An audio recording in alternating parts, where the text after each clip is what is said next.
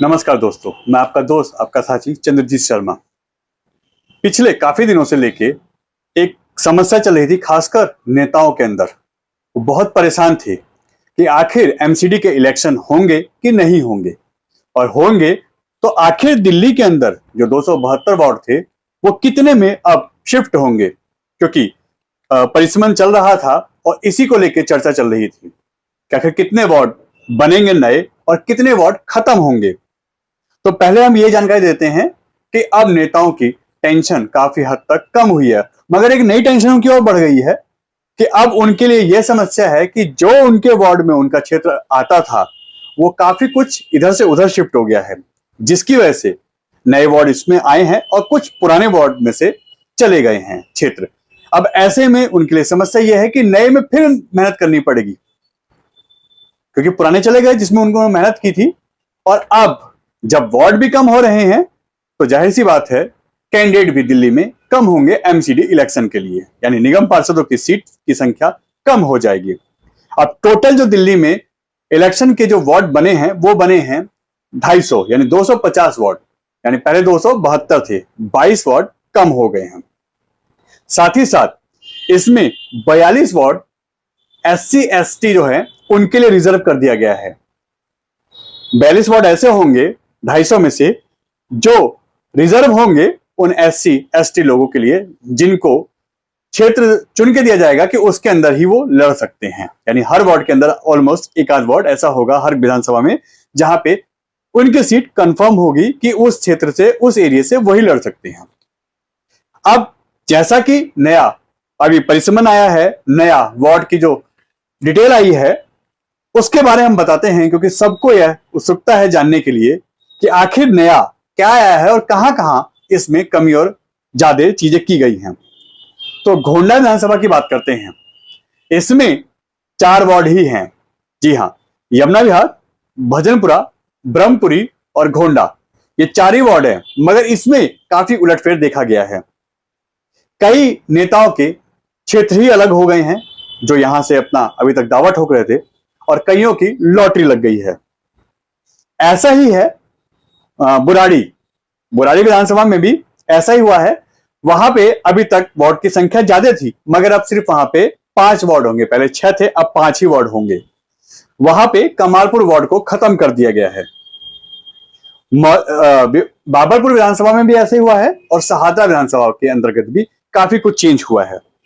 हम बात करते हैं घोंडा विधानसभा की, आइए उसके बारे में बात करते हैं। 4 वार्ड बने हैं, पहले भी थे और अब भी हैं, मगर इसमें चेंज क्या हुआ है। सबसे पहले बात करते हैं भजनपुरा वार्ड की। भजनपुरा वार्ड में पहले सी ब्लॉक नहीं आता था, डी ब्लॉक उसके अंतर्गत आता था। अब सी ब्लॉक भजनपुरा वार्ड में आ गया है, पहले ये यमुना विहार का हिस्सा था, अब यह भजनपुरा वार्ड का हिस्सा हो गया है, और डी ब्लॉक जो भजनपुरा वार्ड का हिस्सा था वो यमुना विहार में वार्ड में शिफ्ट हो गया है। भजनपुरा वार्ड के कुछ एरिया हट गए हैं। सुदामापुरी एक्सटेंशन जो था, एक पॉइंट हम बताते हैं, जो मस्जिद वाली गली है, सुदामापुरी चौक है, और वो एरिया जो खासकर विनोद ठाकुर का एरिया पड़ता है जहां वो रहते हैं उसके आसपास का, वो सारा शिफ्ट हो गया है आपका घोंडा वार्ड में। ये भी चेंज हुआ है। ये हम बात कर रहे हैं भजनपुरा वार्ड की। अब बात करते हैं यमुना विहार वार्ड की। यमुना विहार वार्ड में भजनपुरा डी ब्लॉक ऐड हो गया है, जो पहले भजनपुरा वार्ड का एरिया था, और सी ब्लॉक हट गया है, वो भजनपुरा वार्ड में आ गया है। इसके साथ साथ घोंडा विलेज यमुना विहार में ऐड हुआ है। इसके बाद बात करते हैं, ये था यमुना विहार वार्ड की बात। अब बात करते हैं ब्रह्मपुरी वार्ड। ब्रह्मपुरी वार्ड में जो कुछ एरिया ऐड हुआ है उसमें घटा कुछ नहीं है, ऐड हुआ है। उसमें ऐड हुआ है बाबरपुर का कुछ एरिया, ब्रह्मपुरी और बाबरपुर का कुछ एरिया। साथ ही साथ अंबेडकर बस्ती अब यह ब्रह्मपुरी वार्ड में आ गई है, जो पहले घोंडा विधानसभा में थी। इसके अलावा घोंडा की जो वाल्मीकि बस्ती है वो भी अब ब्रह्मपुरी वार्ड में आ गई है, यानी ब्रह्मपुरी वार्ड में यह एरिया बढ़ा है। अब चौथे वार्ड की बात करते हैं, घोंडा वार्ड। घोंडा वार्ड में जो चीजें घटी हैं वो हमने आपको बता दिया कि ये जो वाल्मीकि बस्ती थी, अंबेडकर बस्ती थी, यह सब अब ब्रह्मपुरी वार्ड में आ गया है। मगर इसमें भी कई चीजें ऐड की गई हैं घोंडा वार्ड में। इसमें सुदामापुरी एक्सटेंशन ये घोंडा वार्ड में ऐड हो गया है। इसके अलावा यह जो एरिया है, यह पहले विनोद ठाकुर और आसपास के ऐसे जो लोग रहते हैं, जैसे विनोद ठाकुर हुए, और वहां पे जो एक्स निगम पार्षद वहां पे कई रह चुके हैं या वह कैंडिडेट रह चुके हैं, इतवार बाजार, यह एरिया जो है यह सब अब घोंडा वार्ड में आ गया है। यानी यह चारों वार्ड वही हैं, मगर एरिया अब इसमें काफी चेंज हो गया है। इससे काफी चीजें चेंज होंगी, समीकरण बदल जाएंगे। हम ब्रह्मपुरी वार्ड की बात करें, घोंडा की वार्ड की बात करें, तो कई ऐसे एरिया हैं जो सीलमपुर से कुछ निकले हैं, ब्रह्मपुरी एरिया से भी कुछ निकले हैं, जो पहले सीलमपुर एरिया में आते थे, मगर अब वो ब्रह्मपुरी वार्ड में आ गए हैं।